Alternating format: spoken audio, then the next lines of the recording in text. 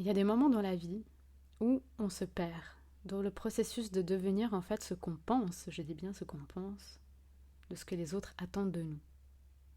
Et c'est ce que j'ai vécu. J'ai façonné toute mon existence selon des attentes extérieures.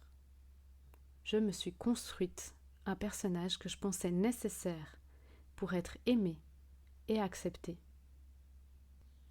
J'étais convaincue que c'était la seule façon de pouvoir être aimée et acceptée dans ce monde. Comme je le disais dans l'épisode sur la mission de vie de l'enfant, quand on est enfant, notre seul modèle, on arrive avec aucune connaissance de cette vie sur Terre. Donc on va se moduler à soit à nos parents, soit à ce qu'on voit autour de nous.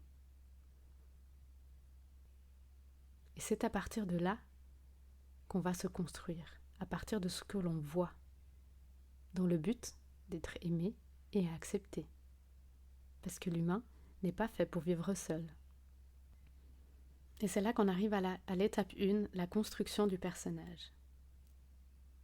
Ce sera un voyage en 5 étapes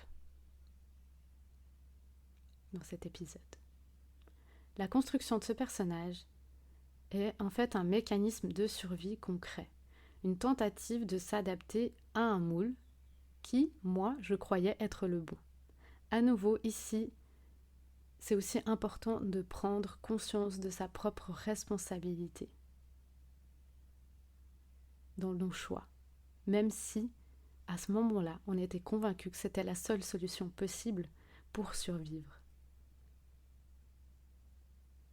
Mais, au fur et à mesure que je donnais énormément aux autres, parce que c'était comme ça que moi j'avais pensé qu'il fallait faire pour que je sois aimée et qu'on ne m'abandonne pas, bonjour la blessure de l'abandon, eh bien je donnais tout pour les autres.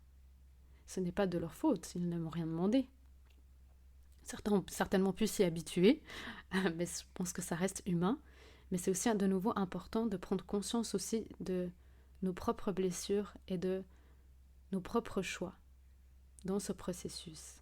Et à force que je faisais tout pour plaire aux autres, pour être acceptée, eh bien je me suis moi-même perdue dans ce processus. Et ça, je peux vous dire que quand on s'en rend compte, ça fout les boules, mais vraiment, ça fout les chocottes. Bonjour l'anxiété. Et c'est là qu'on en arrive à mon conseil numéro 1. Reconnaître le déséquilibre. La première étape pour une reconstruction de soi, c'est de reconnaître. Réaliser que vous avez perdu le contact avec votre véritable essence. Vous n'êtes plus aligné avec qui vous êtes. Et ça, c'est le début du chemin vers la redécouverte. À un moment donné, je me suis rendu compte que c'est comme si ma vie était dans un train. Je la regardais passer. Voilà, moi, j'étais sur le quai de la gare, puis je voyais le train qui avançait. Mais moi, j'étais pas dedans. Je me sentais en décalage avec ma vie. Je voyais le train défiler, mais j'étais pas dedans.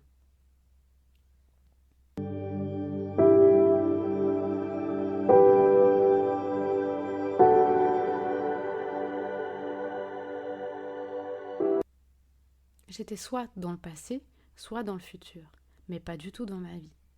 Et c'est là que je m'en suis rendu compte. Et là, je peux vous dire que ça fout les boules. Vraiment, ça fout les chocottes de se rendre compte que on ne se connaît pas. Et c'est là qu'on va arriver à mon conseil numéro 1. Reconnaître.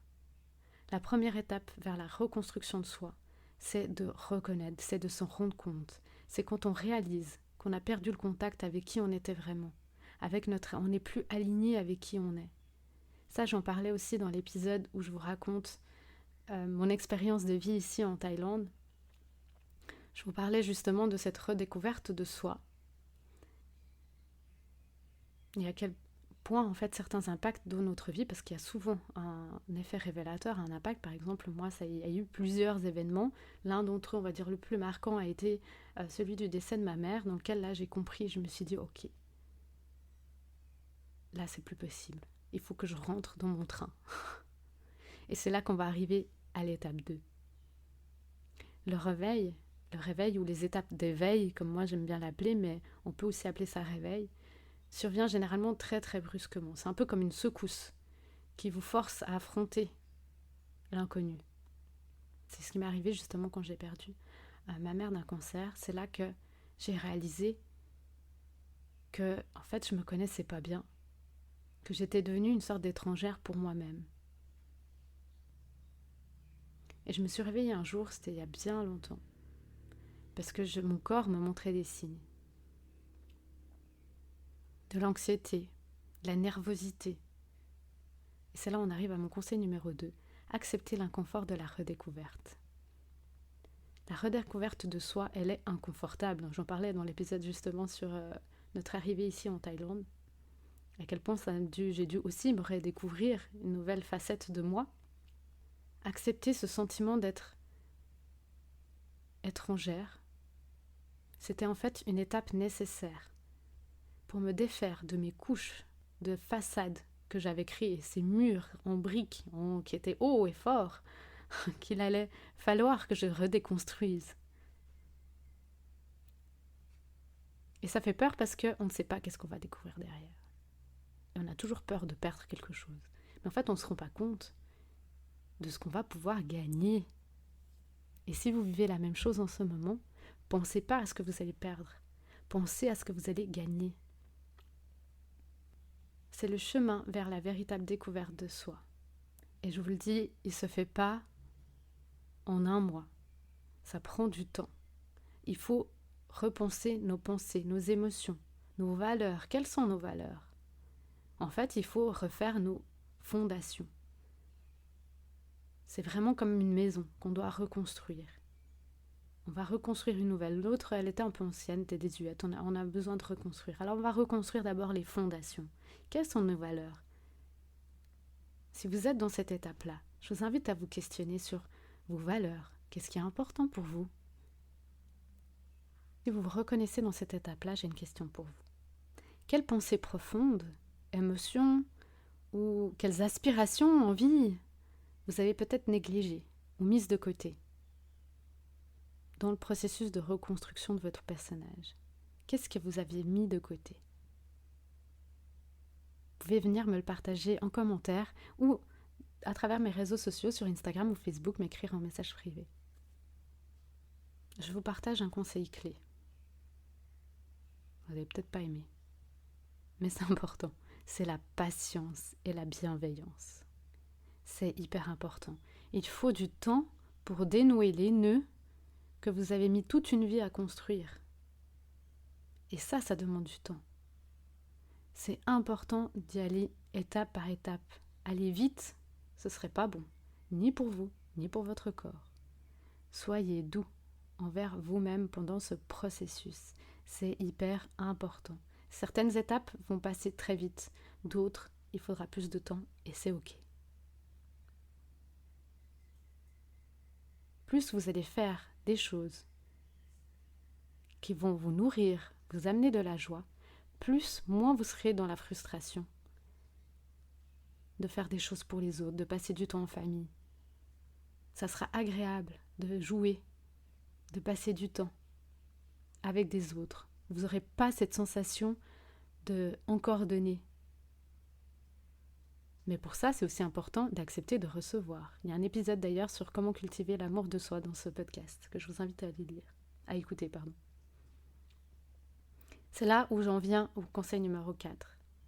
Écoutez votre cœur et alignez vos actions sur ce qui résonne en vous, avec de l'amour. Plus vous allez vous donner de l'amour, plus vous pourrez aussi en donner. On ne peut pas donner si notre jauge elle est vide. C'est pas possible. C'est comme dans les Sims, le jeu. Il finit par tomber si sa jauge n'est pas remplie. C'est pareil. Mais pour ça, c'est important de s'autoriser des moments pour soi. Si vous vous sentez dans la frustration, je vous invite à vous questionner.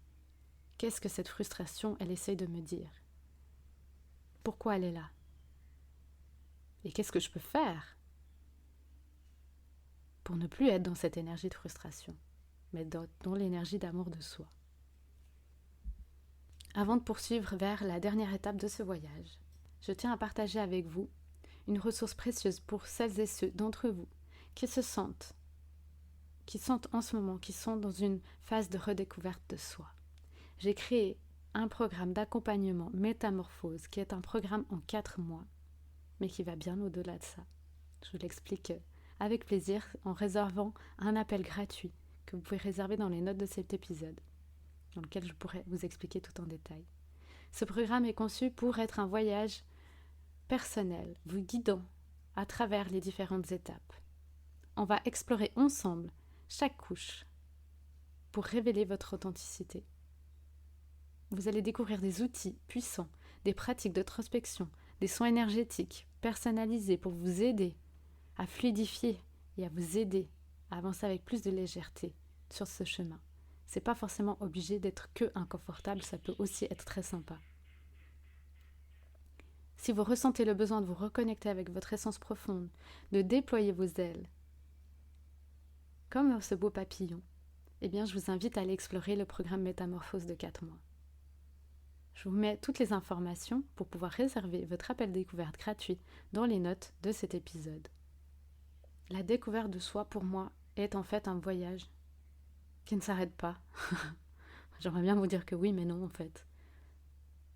Parce que, après avoir déconstruit le personnage qu'on s'est créé, chaque jour devient une opportunité d'explorer, de célébrer ce qu'on a envie. Et parce que je crois que la vie, et j'en parlais avec mon mari l'autre jour, et je lui disais, non, moi je crois que dans la vie, on est tout le temps en train d'évoluer. Pas dans le sens lourd du terme, pas du tout, mais dans le sens que il y aura toujours des étapes dans notre vie qui vont nous amener à se réinventer, en fait, à nous réinventer. Mais je pense que c'est ça aussi qui rend la vie fun. On n'est pas juste noir ou blanc, on est fait d'une multitude de couleurs différentes. Mais ce qui compte, en fin de compte, c'est quoi ? En fait, c'est qu'on se sente bien, c'est qu'on se sente en paix, et c'est que chaque jour, on puisse s'amuser un petit peu. La vie n'est pas obligée d'être difficile. On peut juste apprendre à naviguer sur les flots, sur les vagues de la vie, en ayant notre propre boîte à outils. Et pour vous y aider, je vous invite à trouver des personnes qui comprennent ce voyage. Avec les bons outils, ça peut être beaucoup plus simple et ça peut être plus fun. Et surtout, on se sent moins seul. Et ça, c'est hyper important de ne pas rester seul dans ces moments-là. Parce que c'est là que vient la dépression. Avec tout ce qui se passe dans le monde, ça n'aide pas, on est bien d'accord. C'est pourquoi c'est important d'être bienveillant, de prendre du temps et de savoir que Rome ne s'est pas construit en un jour. Nous non plus. En conclusion, se reconstruire, c'est pas seulement un acte de guérison, c'est une célébration. Comme je le disais dans l'émission de vie de l'enfant, chaque personne est là pour une bonne raison. Chaque personne a sa propre mission. Votre différence. Acceptez votre différence comme une force. C'est hyper important. On se sent souvent différent de nos familles parce qu'en fait, on est tous différents. Mais vous n'êtes pas moins bien. Eux aussi ont quelque chose à apprendre de vous. Peut-être ils s'en rendent même pas compte, ils s'en rendront peut-être même jamais compte, ou peut-être que oui. Mais ce qui compte aujourd'hui, c'est que vous acceptiez votre propre différence. Ne laissez personne vous faire penser que vous n'êtes pas assez bien. Si vous êtes en train d'écouter cet épisode de podcast, c'est que déjà vous êtes assez bien parce que vous êtes déjà curieux de savoir qu'est-ce que vous pouvez faire pour aller mieux. Vous n'êtes pas un imposteur arrivé ici pour faire du mal aux autres. Vous êtes une belle personne qui a juste besoin de voir quelles sont ses forces, de se reconnecter avec vos rêves, avec vos envies. Parce que souvent quand je parle de rêve, on pense que c'est illusoire. Mais c'est pas illusoire. Je le dis toujours, si vous l'avez rêvé, c'est qu'à un moment ou un autre dans votre vie, ça peut être loin, je dis pas que le chemin va être facile, pas du tout. Mais en tout cas, c'est que c'est là. Soit vous pouvez continuer à le renier et reprocher aux autres de ne pas le faire, soit vous pouvez choisir de vous écouter. Et s'écouter soi, ça ne veut pas forcément dire renier les autres. C'est trouver l'harmonie entre tout. Donc ne vous sous-estimez pas. Vous êtes une belle personne et il est temps de le réveiller. Il est temps de le révéler. Vous avez quelque chose à apporter au monde. N'hésitez pas à partager vos propres expériences ou à poser des questions sur cet épisode, sur les réseaux sociaux, que ce soit sur Instagram ou Facebook ou dans les commentaires. Je serai ravie de vous lire. Prenez bien soin de vous et n'oubliez pas, vous êtes un atout majeur.